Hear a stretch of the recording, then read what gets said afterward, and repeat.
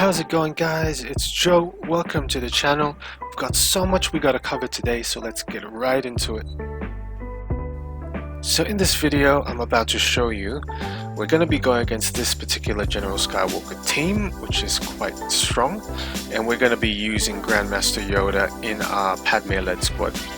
So the way this works is, because Grandmaster Yoda shares all of the buffs that he's got in his kit, he also adds protection up. It adds so much survivability to your team, and as long as you're able to convert those protection up to courage stacks, you can always win. And if you guys stick around for long enough, I'll show you the mods and the stats for the opposing team as well as the team we'll be using today. But for now, let's just get right into the strategy. In this first segment here, guys, we're going to be talking about more strategy rather than a play-by-play. So the first thing you got to think about when you're looking at a Padme squad is how much protection up can you convert into courage stacks. So there's a couple of sources of protection up that we've got. Since we've got Grandmaster Yoda in our team, that battle meditation that I just used increases courage stacks as well as Padme's cleanse.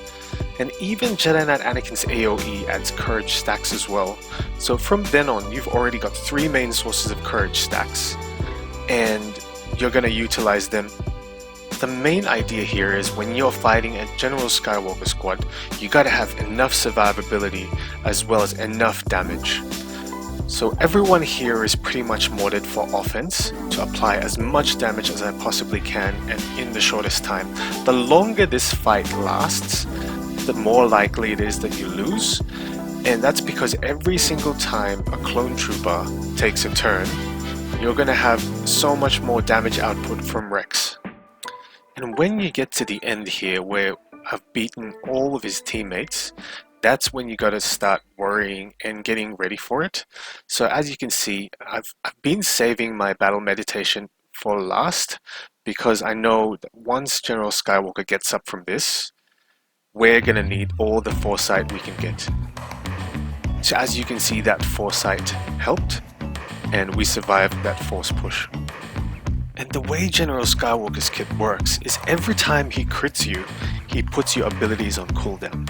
So when that happens, you can't cleanse, you can't use Jedi Knight Anakin's AoE, and you can't use battle meditation from Grandmaster Yoda. So I was pretty lucky in these videos that I've done, although I've done one video where you can still win, regardless of not being able to cleanse straight away. And that's where Grandmaster Yoda comes in. Because he adds so much protection up to the team, you still have potential to convert courage stacks, regardless of Padme cleansing. So once I've dropped General Skywalker here, I use Jedi Knight Anakin's AoE, and I'm prioritizing 5s to try and drop him before General Skywalker gets up again. So my next target will be Rex, because he applies so much damage once he gets to that aerial assault, and you don't want that happening. I had 20 stacks of courage on Padme there, so I decided to go on Echo because he had full HP, and as you can see, that foresight on General Kenobi saved him from that force push, and that's how valuable foresight is against General Skywalker.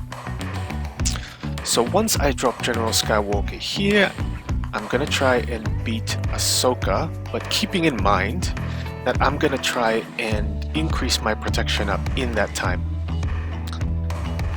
So once we're here, we lose General Kenobi, but we've got a kick from Padme that wins us the game.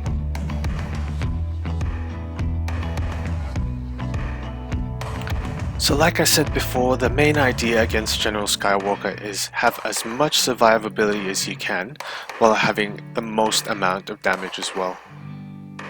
And Grandmaster Yoda is perfect for this, because he applies so much damage, he increases your protection up, and he gives you foresight. So in this particular video here, I try and set Grandmaster Yoda as my fastest character, and that way I can steal a couple of buffs before I use my battle meditation. And I try and get my battle meditation and cleanse as soon as I possibly can, and start converting those into courage stacks. And the other thing to think about here is General Kenobi, every time he takes a turn, he will taunt. So that The main idea here is for him to protect your priority characters. One of them is Jedi Knight Anakin, so he needs to be absolutely faster than Jedi Knight Anakin in order to protect him. Towards the end here, I lose General Kenobi again, but I use that AoE to increase my protection up, and I use Padme's kick to win us the game.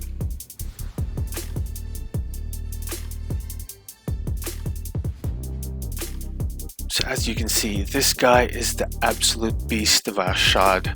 He's got every single priority character at Relic 7. And his General Skywalker team with 501st are absolutely insane. So the good thing about this is there's a lot of things that you can do with this team. You can still climb with this team and utilize it against a Sith Empire squad, which I may show you in the next video, but for now we'll focus on General Skywalker. So fighting against General Skywalker team is all about hoarding the courage stacks, so towards the end you've got enough damage to take him down. It's pretty hard to take 5s down as well, so you want to make sure you have enough courage stacks that you can take him down fairly easily. So once General Skywalker gets up, he does so much damage. But this has probably been the most consistent team for me. I would say I won 4 out of 5 times with this team. And that one time that I lost against General Skywalker involved a lot of bad RNG. So if you play your cards right, if you've got your turn order, you got your mods right, you can win against General Skywalker. So in this bit here guys, I'm just going to show you the mods and the stats for the opposing team. His General Skywalker is modded for pretty much offense, critical damage, bit of protection. 5s, as per usual, has to be the tankiest character on the floor, so he has to have as much protection in and as much health as well. Combined protection and health close to 200k. Ahsoka here modded for critical damage and critical chance. Although with Ahsoka you don't really need that much critical chance, as her unique already gives you 10%, and relicked up she's already at 90%. Rex here is modded for a bit of damage. That aerial advantage is insane once they've taken enough turns. So that's why the longer the battle lasts, the likely you are to lose. So you have to be able to apply as much damage and as many courage stacks as you can. So in this last bit I'm going to show you the mods that I got for my particular team. So I've remodded very heavily. With Padme here I've got her at 270 speed and 8000 damage. I've got predominantly offense mods, and I've got a offense arrow here with 11 secondary speed. GK is pretty much similar, although I needed her to be faster than both Ahsoka and Jedi Knight Anakin. So I've got a speed set on him as well as a health set.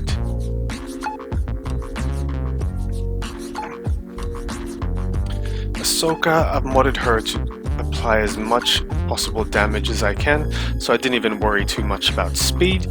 She's got about 8000 damage as well, and predominantly offense and critical damage primaries.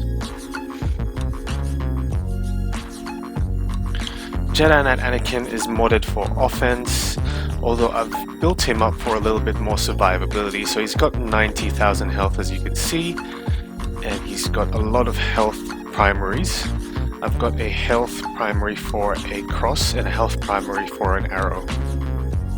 And Grandmaster Yoda is the fastest character on the floor, so he needs to be at over 300 speed to try and get that battle meditation straight away. Did not even worry about damage with him. So if you liked the video guys, please leave a like, comment and subscribe. Thank you so much for watching, and I will see you on the next one.